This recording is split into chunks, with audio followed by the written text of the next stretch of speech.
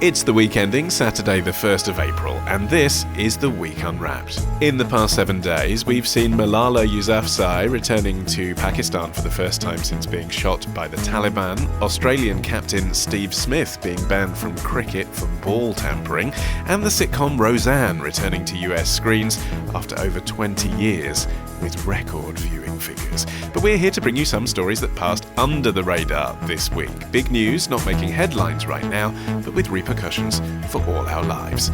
I'm Olly Mann. Let's unwrap the week. And joining me from the week's digital team are Arion McNicoll and Rebecca Gillie. And from the Week Junior, that's right, Week Junior fans, it's Felicity Capon. Starting the show this week, it's Arion. What do you think this week should be remembered for? That Star Wars is beginning to look more like science than fiction. The RAF has always adapted to fit a changing world, and we must continue to do so. We must live up to our headline of not only being capable, but also agile and adaptable. Stephen Hillier, head of the Royal Air Force, the RAF, speaking at his appointment back in 2016, which apparently took place in a wind tunnel. And Arion, this week he's been addressing that question of adaptability. What's he said? So at a press conference this week, Stephen Hillier, who's the head of the RAF, as you say, was talking about the fact that we need to change the way we conduct warfare, and specifically, and attention-grabbingly, he said we need to look at putting weapons in space, or at least having a way to address the fact that other nations are bringing warfare to space.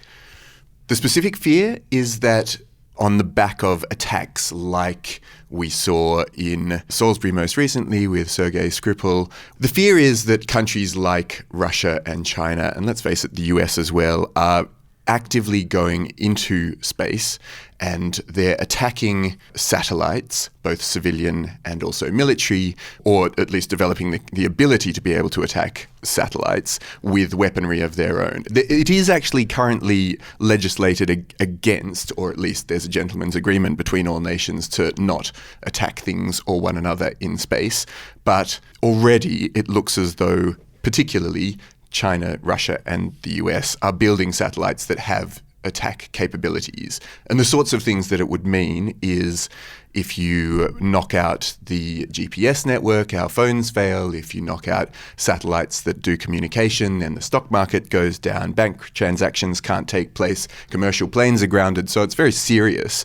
But it doesn't necessarily mean actually, space marines fighting with guns in the outer atmosphere. Okay. So why is the RAF involved in it then? Is there hope that they can send a plane to space? Because with my rudimentary knowledge of aircraft, that's not possible. I was going to say they're the closest of the forces to space. I suppose so, yeah. It's like when they send the fire engine to rescue a cat.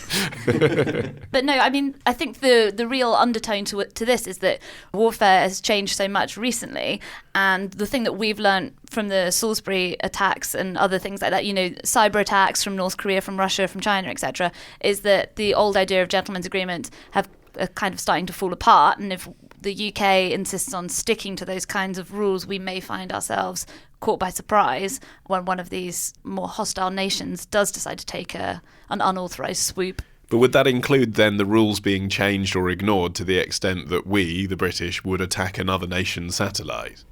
And if so, is that the right thing to do? Is space war something we should be getting involved in? I think it's something we need to be aware of. I think the assumption that space would remain peaceful is probably ludicrously naive and idealistic, considering what's going on Earth right now, and it's a very hostile environment that we're seeing a lot of mistrust going about. I think it's sad because I think we do look at, say, the International Space Station as a symbol and a haven of international cooperation, and I for one love it when you see a Russian astronaut and a US astronaut learning how to cook pizza in space together, and you think, oh, that that looks really, really nice. However, we probably should be more aware that actually, when I looked into this, I hadn't realised just how crucial satellites are for the military. So go on, tell us more about that. for the US military, they formed the sort of nervous system. They use satellites for 80% of its communications.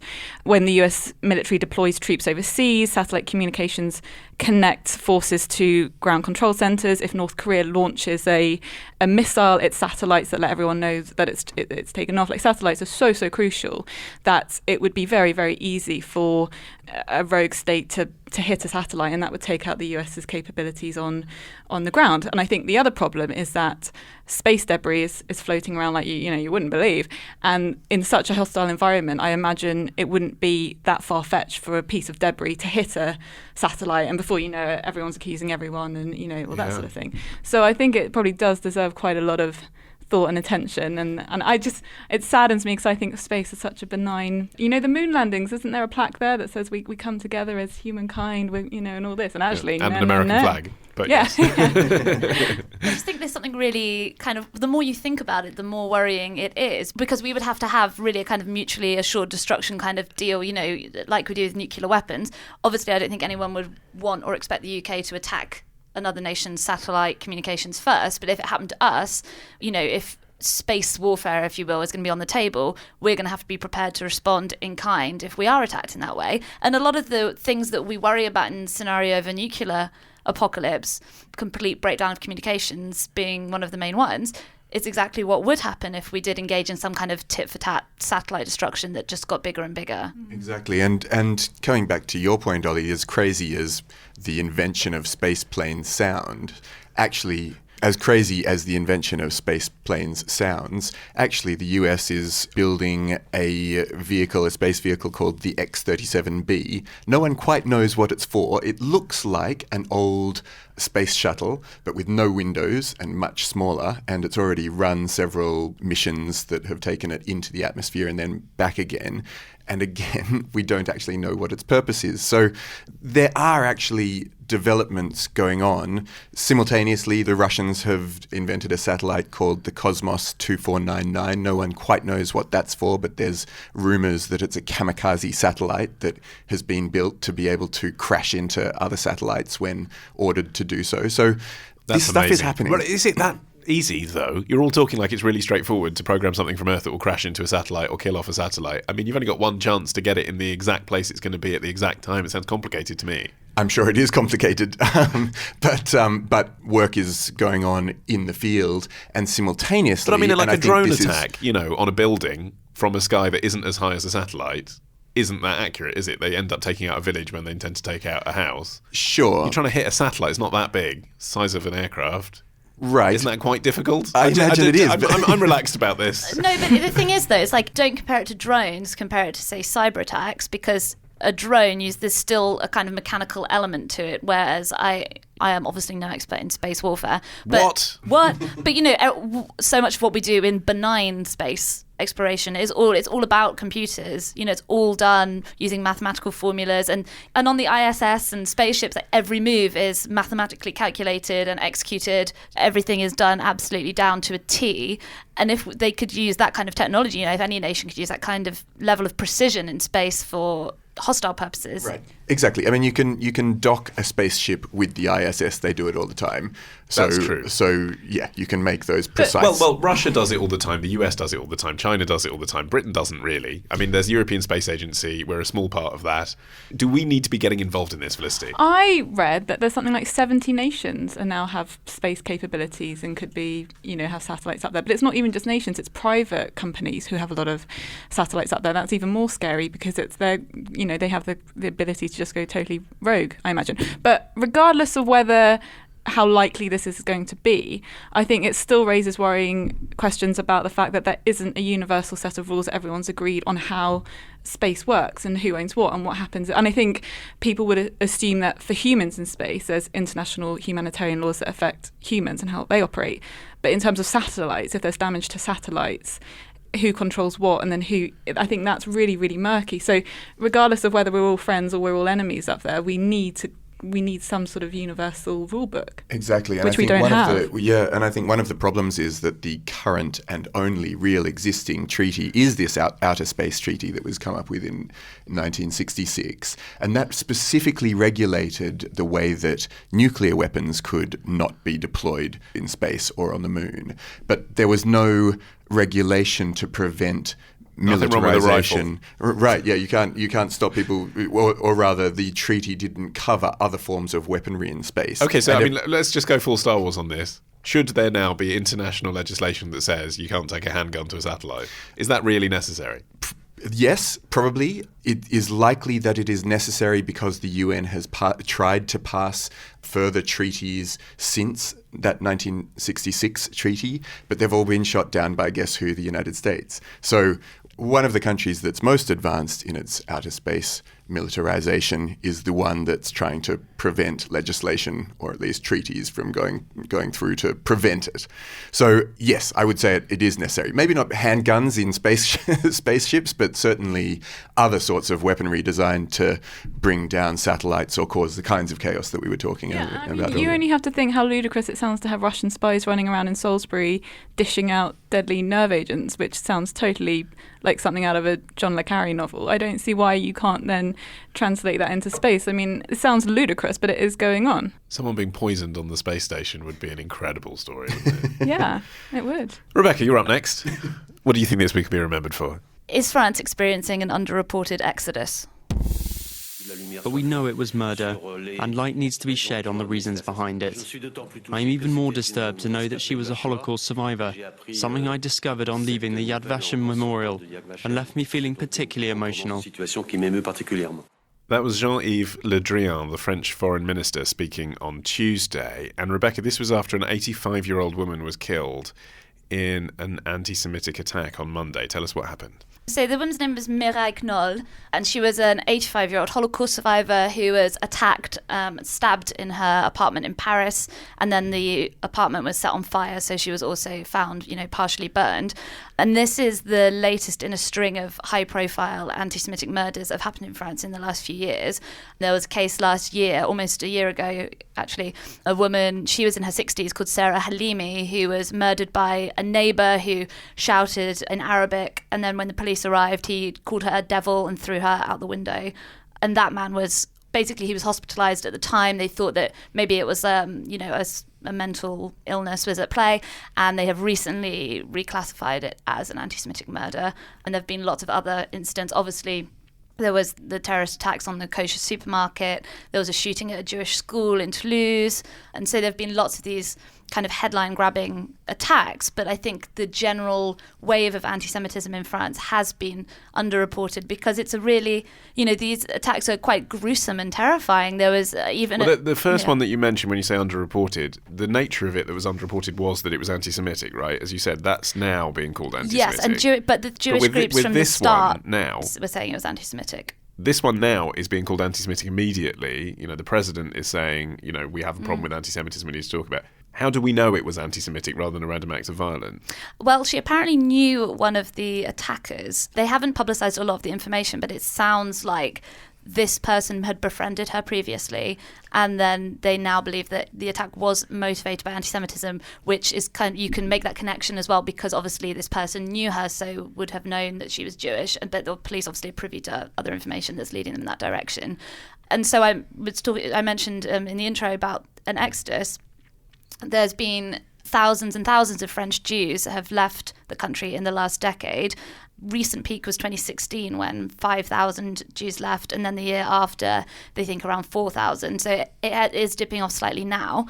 Most of them have gone to Israel, some to the United States and other places, and many of them have spoken out about how they no longer feel that France is a safe place to be openly Jewish.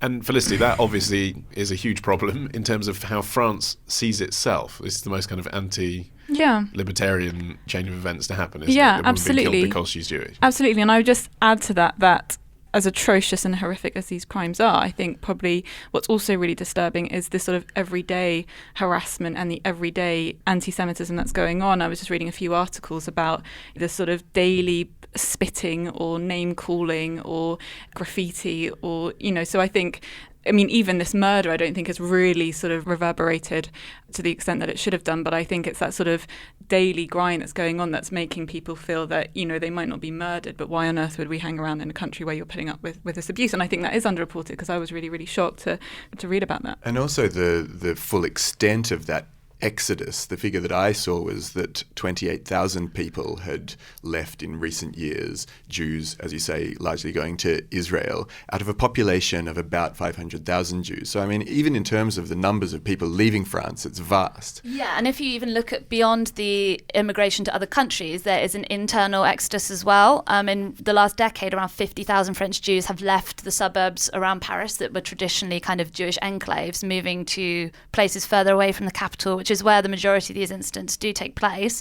So the question is, obviously, why isn't this being reported as much as it deserves? And, you know, in my opinion, I guess some people think it's being reported as much as it warrants.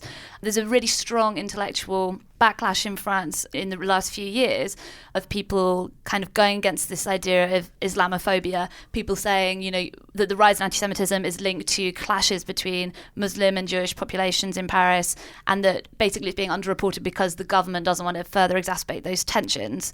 And that's part of a broader, you know, if you look at the French... Well, I mean, correlation isn't causation and all that, but if you were to put a graph of Muslim immigrants into France and rises in anti-Semitism, they would correlate, wouldn't they? Yes, absolutely. A lot of anti-Semitic violence in France is carried out by Muslims. That is a fact. That's really. That's a fact. Yeah. Obviously, it's an uncomfortable fact. Yeah. There was a really interesting article in Haaretz about this, where they basically talked about... Newspaper. Yeah, an Israeli newspaper, where they were talking about the fact that basically, yes, a lot of it is carried out by Muslim perpetrators, but it's a really complex situation in that it's obviously there's religious and political tensions and motivations, but the majority of incidents in Paris happen in Saint-Denis, which is the most poverty-stricken borough of Paris. And there was an Israeli playwright who spoke to the newspaper who's been in France putting on productions of the play, and he says he's spoken to hundreds and hundreds of Muslim school children who seemed surprised to learn that he was Israeli, had never met a Jew before, because the city is so segregated. The majority of Jewish children in Paris either attend Jewish schools or private schools. There are hardly any Jewish children in the Parisian state schools, so the segregation is so intense. There's also, I would argue, possibly the influence of the laws that have come in as a result of the Muslim immigration into France, banning the headscarf, things like that, which are supposed to strengthen the French constitution in terms of their outlook and secularism. But actually, if you're a practicing observant Jew, of course, target you as well. You might think if you're under attack as a community, then you can talk to the Gentiles about it, but there might be a feeling actually as a Jew in France that the general French population are against any religious observance, and you're part of that problem too.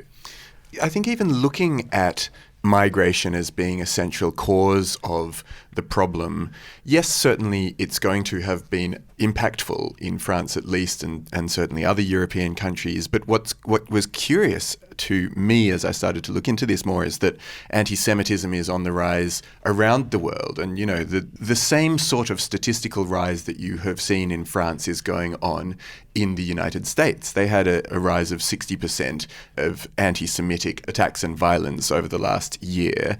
Simultaneously, Germany, which I suppose has seen a lot of migration, has gone up 100%. But it's interesting to just see these rises going on around the world, and I don't know quite what to attribute that to. I mean, part of me wonders if it's to do with, you know, the increasing dominance of internet-based culture, and part of that is conspiracy theories, fake news, which, you know, has always disproportionately targeted Jewish people. If you look at what's been going on with George Soros and all the stuff that's said about him, you know, you'd think he was pulling the strings of everything that's going on in the world. You know, the way that I think it was the Daily Telegraph that got into trouble for a report they had done. It was a headline. It was something to do with George Soros, who is a Jewish Hungarian billionaire, giving money to an anti-Brexit group. But it was written in a way that made it sound like it was a secret donation, where it wasn't a secret donation at all. He was completely open about it, and he's been very open about the fact that he wants a reverse of the Brexit vote. A place where anti-Semitism hasn't been underreported, and this week specifically, is the UK, with the row that's engulfed the Labour Party and Jeremy Corbyn specifically.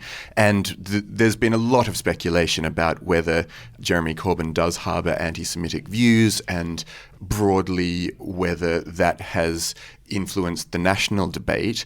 But one of the things that I read was suggesting that what could be behind the perception of a rise in anti-Semitism is that actually anti-Semitism and anti-Zionism and just a feeling of antipathy towards Israel have all sort of become swept up in one thing. And Jeremy Corbyn, for example, tries to defend himself frequently, saying, well, what I was attacking was Israeli policy rather than Jews as such. And I think that maybe that's sort of tying into the generic rise in anti-Semitism, or the feeling of that rise. Yes, and I think, a lot of people say, well, you can be anti-Israel or anti-Zionist, but without being anti-Semitic, which obviously is true.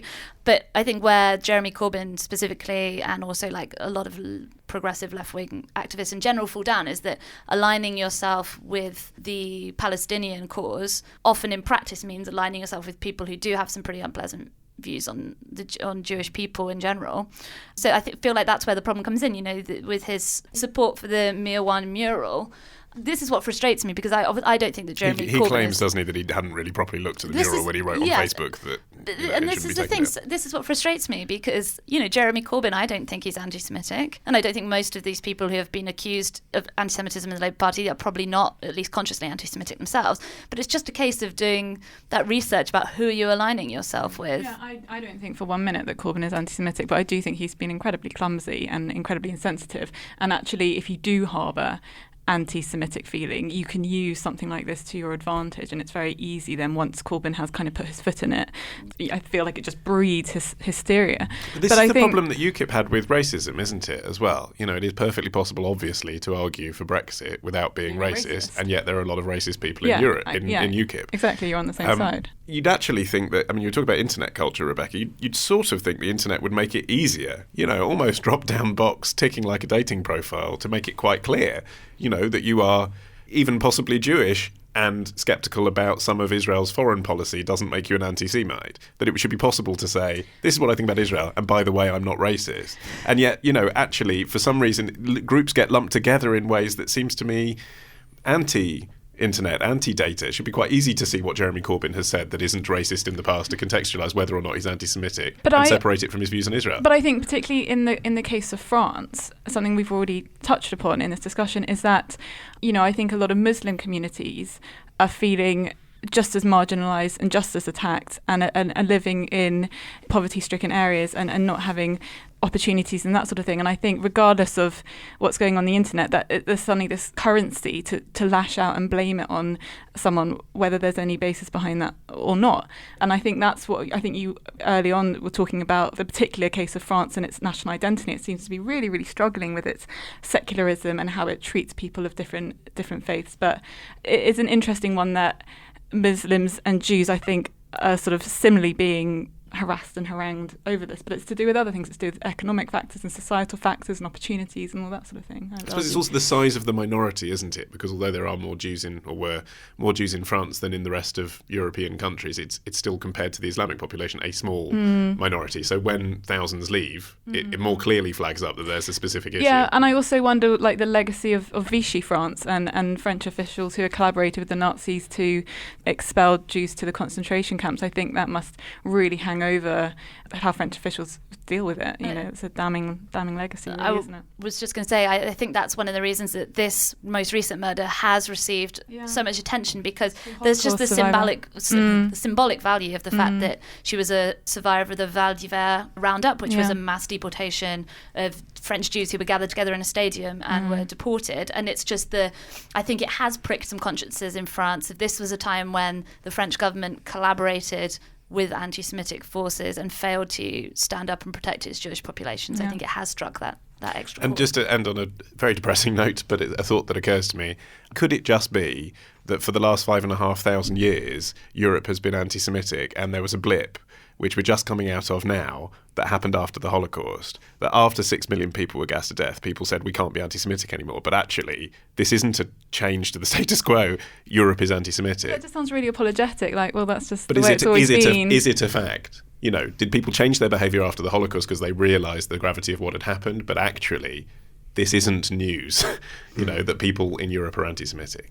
I think yes. I think probably the Holocaust was so shocking and terrible and awful and opened up a lot of people's eyes to just how anti-Semitic feeling gets so bad that I think there probably was there were all sorts of the Second World War where we did a reverse on all sorts of things and brought in new laws and all that sort of thing. But it just goes to show we're sort of going back there a little bit. Or maybe to your point, the sentiment never changed, but there was just this feeling of reparation that became necessary. And so actually the rise that we're seeing is just a confessional state rather than an attitudinal one. Felicity, you're last this week. What do you think this week will be remembered for? Why the 40s are the new 30s.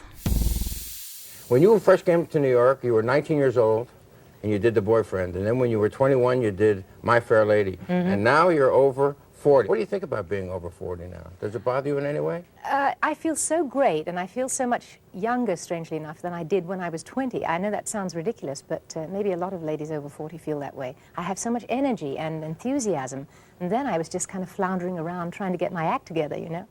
Julie Andrews, speaking back in 1982, released this week by NBC from their archives. You can hear more from that at NBC News Flashback. So, Felicity, Julie Andrews enjoyed her 40s. That's lovely. But why is this your story of the week? It's my story of the week. It's because it's something that I saw in the Times and I thought was really interesting. This is the news that women in their 40s are the only group with a rising pregnancy rate. That's according to the Office of National Statistics. So conception rates are falling across every age group of women in the UK except for those over the age of 40. Why? What does it tell us? Well, I think why it's interesting is because the Times then followed up with an editorial saying they thought this was a really, really good thing. They said that the increased average age of expectant mothers is genuinely a matter of choice rather than necessity, and this has not always been the case, and they sort of cited examples of the Depression in the 1930s and the Second World War. Families would start later just because of the financial cost of raising children. And they're also saying it's a good thing because it shows that more women are working and that women are slowly but surely asserting more control over when they want to have children. This is a process that started with the contraceptive pill and is continuing with breakthrough fertility treatments, making conception possible for young grandmothers. Yeah, although it isn't biologically a good thing, is it? I mean, obviously, the peak of our birthing power, I think, is about 14. I'm not advocating that. But equally, 40, everyone knows you are at risk. It used to be called a geriatric mother, didn't it? So the public education message does get confused on this one, doesn't it? It's telling women have babies as soon as you know you want them. But at the same time, society is saying, save up, wait until you can afford it, go out and have a career. I think there's kind of this twin feeling of, on the one hand, there are advantages for older mothers who are likely to have better incomes, better education, and better resources behind them. But on the other hand, being an older parent, whether male or female, has an increased association with the potential for genetic disorders in children. So we are being kind of told both things at once. But nevertheless, I still think that it's positive for all of those former reasons. And I think, as far as I understand it, the risk of genetic disorders is still relatively low compared to, or just looking at it across all the different age groups who can have children. So for me, at least, the advantages outweigh the potential risks. Rebecca? I worry about the social impact. The thing that immediately sprung to mind looking at this story was, when I was at university, I went to an Oxford college, and the average age of the parents of my peers there was much, much older than the average age of the parents of my school friends. And I think I probably had the youngest parents there. When my parents came up, there was like an event for parents, and they're about 20 years younger than most people in the room. It is true that older parents generally do have more money behind them, maybe own their homes outright, have got more high-paying jobs, and so they can afford to give their children a more privileged start in life. And if some parents are getting older, that's going to be exacerbated if there is this trend towards... But all parents are getting older, aren't they? That's another thing about this data, is it shows that there are fewer mothers under 18 as well, which obviously I think is kind of a good thing, inarguably, isn't it? Yeah, teenage pregnancies are a record low, apart from in some of the most deprived and poverty-stricken parts of the countries where they remain pretty high, which is something that should be tackled. But I guess there's another way of looking at this, that you could flip it on its head and say, 1 in 5 British women aged 45 are childless, and Britain has one of the world's highest rates of childlessness among women aged 40 to 44. So it's only a very slight peak. And I think there was an excellent article in The Observer for Mother's Day by Donna Ferguson, which was looking at all mothers in all sorts of age brackets. But the pain of leaving it too late, focusing on your career and leaving it too late, is still very, very real. There's one woman who she chronicled her 11 private rounds of unsuccessful IVF at a cost of more than £70,000, multiple miscarriages, eventually diagnosed with unexplained infertility. And another woman in the same article who also can't have children, she sort of put it down to, at school you were taught you could get pregnant so easily, you've got to be so careful, just like that you'll get pregnant, which is something that was definitely drilled into me. And women are leaving it too late and finding that actually that's not the case. It's not that you'll suddenly come off your contraception and you'll get pregnant just like that. And it's something you really have to think about. Well, and also, I mean, it does strike me that we're discussing this in the context of female choice, and the Times editorial did that as well. But, obviously it takes a male to conceive as well. And I wonder how much of this is actually because men want to focus on their career, don't want to settle down, want to wait till they're 35 or over, and actually, a lot of women who would like to have children a little bit earlier, yes, get a job, but maybe have children when they're 30, aren't able to do so because they can't find a man to have them with. Yeah, I mean, I do wonder how much of this uptick in, pregnancies of women in their 40s is due to choice, and how much of it, is just due to circumstances, because your 40s is really the time when, if you haven't found the time already, it really, it's a now or never kind of situation. And men and women are finding it harder, of the younger generations, finding it harder to get that stable start in life and establish a home and a well-paying career in which to raise children. I don't think it actually is about female choice, because if you're laden with student debt, if you are still living with your parents, which is obviously a massive trend that we're seeing, I think for women, the women who are having kids in their 40s, it's not necessarily something that they've done by choice. It's because it's the only point when they have felt that they can actually start a family. I mean, one of the reassuring things that I find quite pleasing about this news is that there's long been this idea, particularly associated with women, but it turns out it's true of both men and women, of the ticking biological clock. And it's been used for so many reasons.